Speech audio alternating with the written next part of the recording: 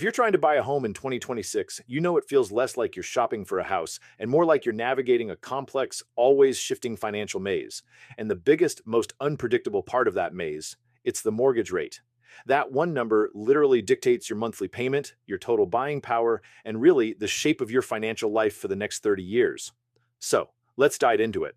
We're going to make sense of the numbers, break down the powerful forces behind them, and give you the strategies you need to conquer this market.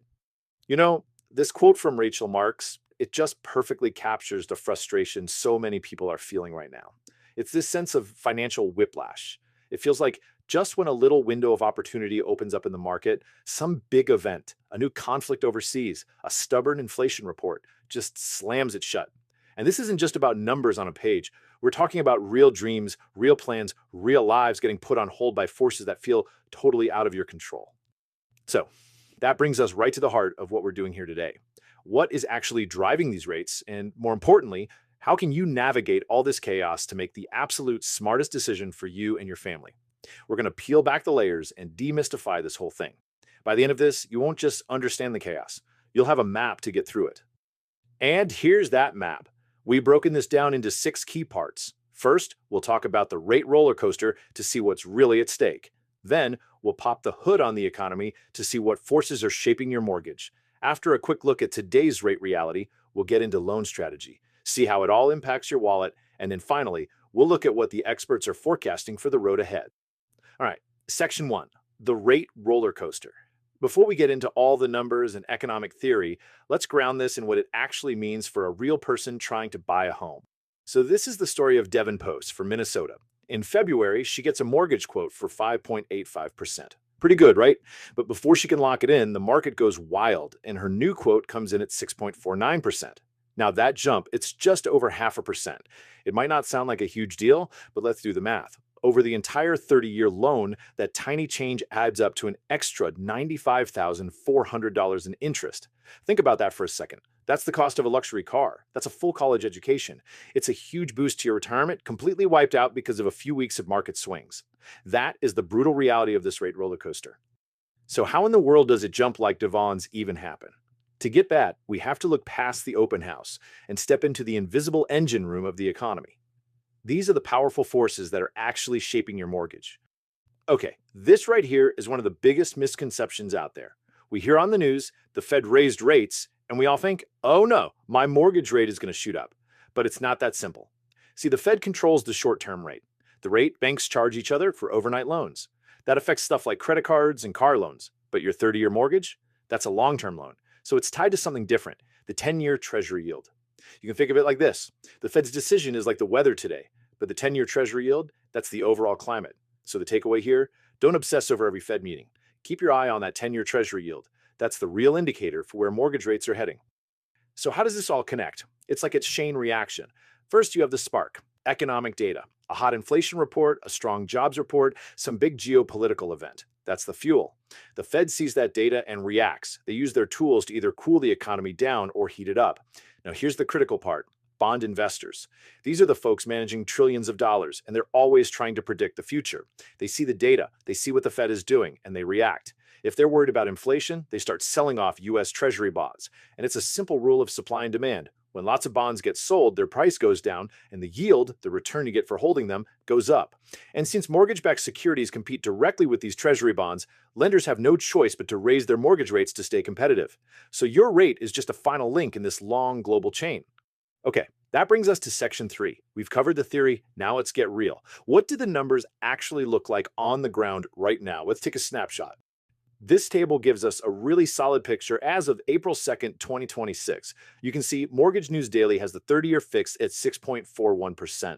Freddie Mac's weekly survey puts it a little higher at 6.46%. And then there's Bankrate showing an APR of 6.64%. Now that APR number is key because it matches the interest rate. It includes all the lender fees and closing costs. So it gives you a much better idea of the true cost of the loan. But look at the bottom line. The 10-year Treasury yield is at 4.307%. You can see the connection, right? Lenders take that number, add their margin for profit and risk, and that's how you get these mortgage rates. They're all telling the same story. We're in a mid 6% world right now. We're about to get into the strategy part, which is where you can really start to take back some control. But if you're finding this breakdown helpful so far, do me a favor and hit that like and subscribe button. It really helps the channel grow. And if you're at the point where you need some personalized help, I've put links in the description. I can connect you with a top agent in your area, or if you need life insurance, my team and I can help you out anywhere nationwide. All right, let's talk strategy. All right, we've talked about the what and the why. Now for the most important part, the how. How do you actually play the game in this market? Section 4 is all about your loan strategy, and these are the big decisions that are going to shape your entire financial future. So here it is, the classic debate, the 30-year versus the 15-year fixed loan, and the trade-off couldn't be clearer. With a 30-year, you get a lower monthly payment. That means more breathing room in your budget, right? More flexibility. You can handle that unexpected bill, keep investing, and just feel less squeezed every month. The 15-year, on the other hand, demands a much higher payment, but the rewards are huge. You build equity like crazy, and you pay way, way less in interest over the life of the loan. In our example, on a $400,000 loan, the 30-year payment is about $2,560. The 15-year, a hefty $3,340. That's a $780 difference every single month.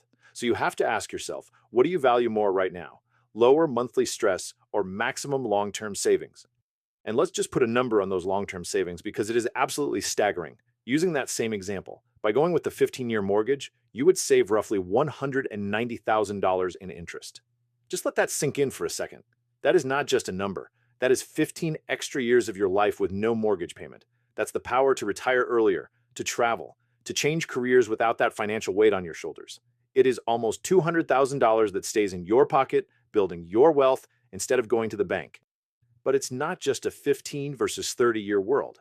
Especially when rates are higher, the adjustable rate mortgage, or ARM, can be a really powerful tool. Now, I know ARM's got a bad name back in 2008, but today's versions are much safer. Think of an ARM as a strategic bridge. You get a lower introductory rate for a fixed period, say 5, 7, or 10 years. After that, the rate can change. So a fixed-rate loan is your peace of mind option. You lock it in, and you're done. An ARM is a strategic move. It's perfect if you know you're likely to move or refinance before that fixed period ends. Maybe you're a young couple planning to upgrade in 5 years, or someone whose income is about to jump. An ARM can save you thousands in the short term. Now that we've got the strategies down, let's visualize how much these rates and choices really matter. We're going to connect these percentage points directly to your monthly budget, directly to your wallet. This table right here is why shopping for the best rate is absolutely non-negotiable. Let's look at a $320,000 loan. At 5%, your payment is about $1,718 a month. Now just watch what happens. At 5.5%, it's almost $100 more every month. That's $1,200 a year. At 6%, it's over $200 more a month. By the time you hit a 7% rate, your payment is jumped by $411 every single month. That 2-point swing in the interest rate can just cripple your budget and drastically reduce how much house you can actually afford. And when you see it visually like this, the impact is just undeniable. Going from a 5.5% rate to a 7% rate, while that 1.5% difference adds over $4,000 to your housing costs every single year. That's more than $300 a month that could have gone into savings, into investments, into your family's future. This is exactly why every fraction of a point matters. It's why working on your credit score and shopping with multiple lenders is probably the single most valuable thing you can do during your home search. So where are we headed? In our last section, we're going to look down the road. Let's see what some of the top housing experts are predicting for the rest of 2026. To get a glimpse of the future, returning to one of the biggest names in the game, Fannie Mae. Their research group is one of the most respected in the industry, and when they put out a forecast, everybody listens. So what Fannie Mae is seeing here is a clear trend towards stability. They're predicting that the 30-year fixed rate will slowly drift down from where it is now and kind of settle in right around 6.0% by the end of the year. Because of that, they're expecting home sales to slowly but surely pick up steam. And check out home prices. They see that growth slowing down from 2.6% now to a more normal 2.0% by the end of the year. So the big picture here isn't some dramatic crash or another crazy boom. It's a gradual return to a more stable, more balanced housing market, which could mean a little more breathing room for buyers. So after all of this, we land right here at the most important point. The decision you have to make isn't really a math problem. It's not 15 versus 30 or fixed versus adjustable. It's a question about your personal philosophy. Do you prioritize debt freedom or financial flexibility? Do you want that incredible peace of mind that comes from paying off your house as fast as humanly possible, even if it means a tighter budget today? Or do you value the flexibility to invest, to save, to handle whatever life throws at you, even if that means you pay more in interest over the long haul? There is no one right answer. There's only the right answer for you. So, what's your strategy? I really hope this breakdown gave you a clear map for navigating the mortgage market. If it did, subscribing to the channel really helps us make more content just like this. And remember, if you need a personal guide for your own journey, all the links to connect with a top agent or my insurance team are right down there in the description. Thanks for watching.